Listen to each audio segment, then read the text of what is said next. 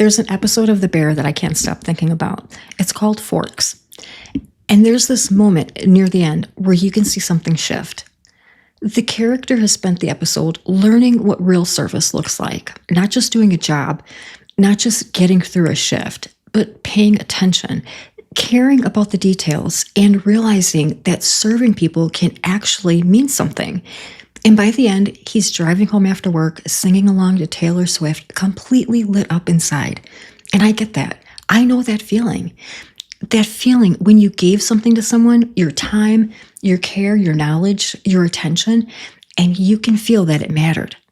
That feeling is one of the biggest reasons I keep making videos. Because when someone leaves a comment saying, "This is exactly what I needed today," or "You helped me think about this differently," or "I finally feel like I can start," that does something to me.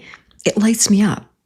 Not because I need to be praised, not because I need attention, but because something I lived, learned, struggled through, or figured out helped another person take a step. And I think everyone deserves to feel that feeling at least once. That feeling of, this is useful, this matters, I can help.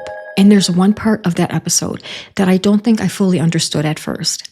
Richie's supervisor tells him that he used to have a drinking problem. And then he says something about getting sober, being grateful, and learning about acts of service. And I think that's the line that got me. I don't even know if I realized it the first time I watched it. I just knew the episode hit me somewhere deep. Because I've watched that same episode with someone else in the room, and they saw a great episode of television.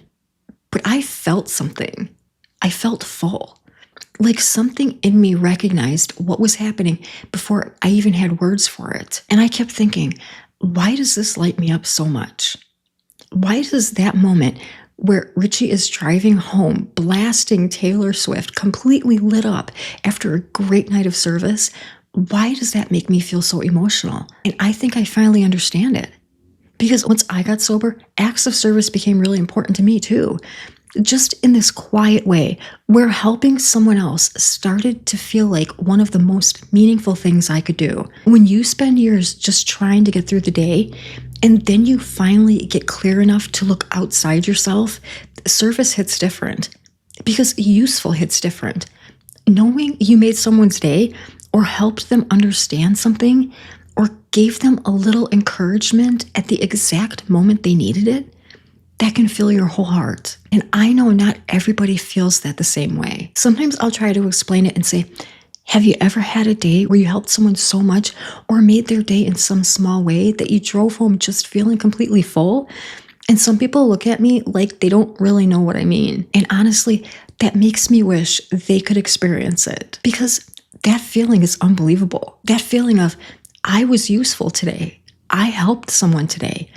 I gave something that mattered today. That's the feeling I saw in that episode. That's the feeling I feel when someone leaves me a comment saying, this was exactly what I needed today. It's not about attention. It's not about being praised. It's not about needing people to tell me that I did a good job. It's the joy of knowing that something I lived through, something I struggled with, something I had to figure out the hard way, might have reached someone at the exact right time in their own journey. And for a long time, I didn't know what to call it. I just knew it lit me up. I knew it made all the work feel worth it. I knew it felt bigger than just making a video.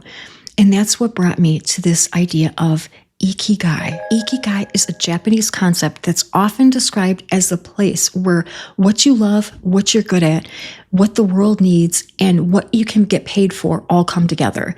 But before we even talk about money, I think there's a more important question. What's the thing that makes you feel useful in a way that lights you up? What am I actually here to build? Because if you're starting YouTube after 50 or trying to figure out your next chapter, that question matters. Not what niche sounds impressive, not what would make me look successful or what is everyone else doing, but what lights me up inside. What have I lived through? What can I help someone else understand? What do people need that I can honestly speak to?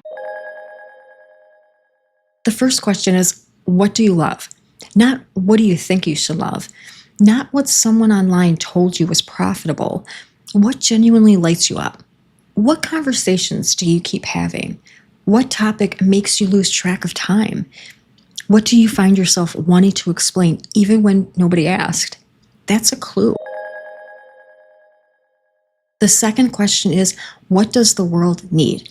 And for YouTube, you can make this practical. What are people asking in the comments? What do people search for?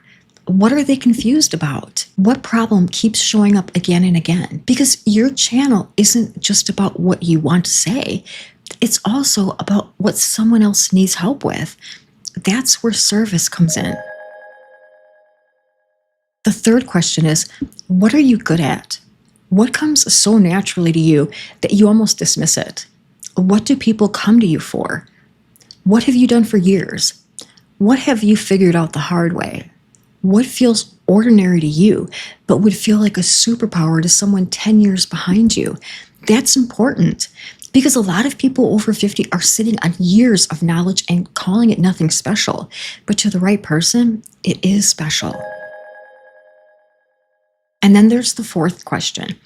What could you build from it? Maybe someday that becomes a product. Maybe it becomes coaching. Maybe it becomes a community, or maybe simply starts as a YouTube channel where you answer one question at a time.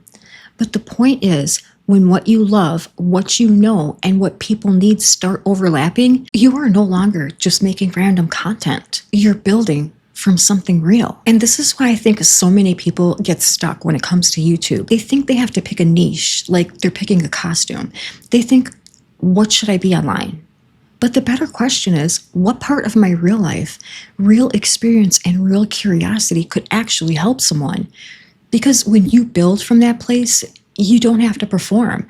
You're living it. You're learning it.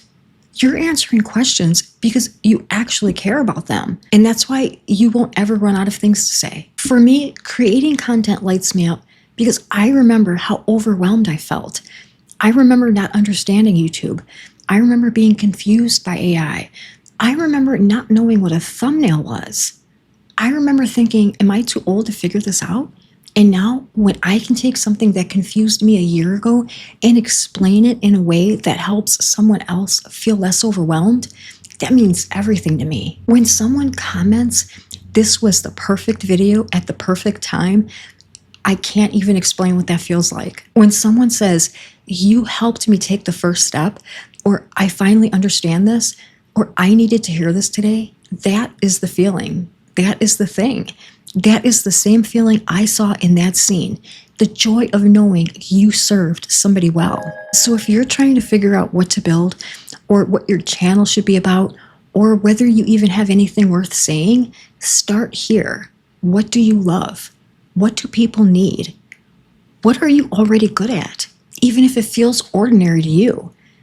And what could you build from that? Because your thing may not be something you have to invent from scratch. It may already be inside you. You just need to notice it. And maybe the work that lights you up isn't random. Maybe it's pointing you somewhere. Maybe it's showing you where you can serve.